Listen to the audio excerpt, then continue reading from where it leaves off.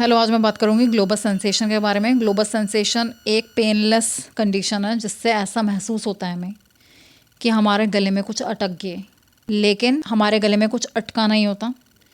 हमें ऐसा महसूस ही हो रहा होता है और ये यूजुअली डेंजरस नहीं होता, लेकिन हाँ बहुत अनोइंग है। लेकिन कुछ टाइम बाद ये अपने आप चला जाता है। इसका कॉज ये है कि कई बार हमारे गले में इन्फ्लामेशन आ जाती है, हमारे थ्रोट में इन्फ्लामेशन आ जाती है। टॉन्सिलाइटिस हो सकता है, हमें साइनोसाइटिस हो सकता है, उससे ग्लोबस सेंसेशन कॉज हो सकती है।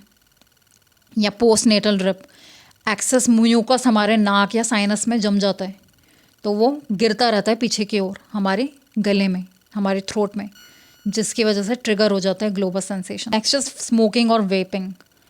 तो कई बार हम इनहेल कर लेते हैं स्मोक को। ज़रूरी नहीं है कि हम ही स्मोकिंग करते हैं। अगर आप पास आपके कोई स्मोकिंग डेली करता है तो आप उस चीज़ से फ्रस्ट्रेट रह सकते हो।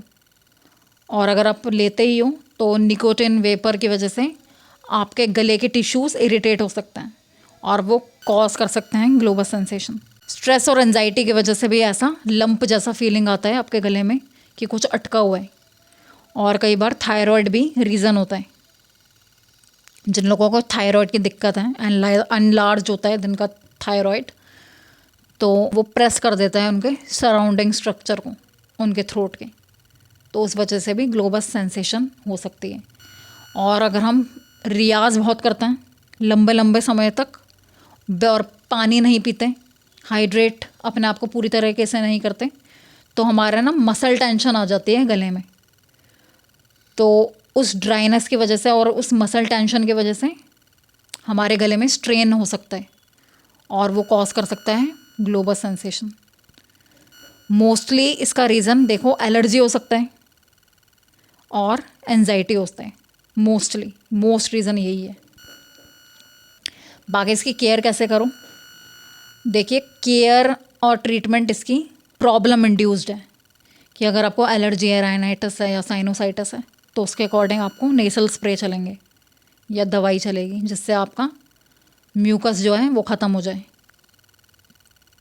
और अगर आपको गैस बनने की दिक्कत है, स्टमक एसिड बहुत प्रोड्यूस होता है क्योंकि उस वजह से भी ग्लोबस सेंसेशन होती है, तो आपको PPIs पे रख सकते हैं। प्रोटोन पंप इनहिबिटर्स उनको बोलते हैं, जो कि आपका एसिड रिफ्लक्स बनने में रोकते हैं।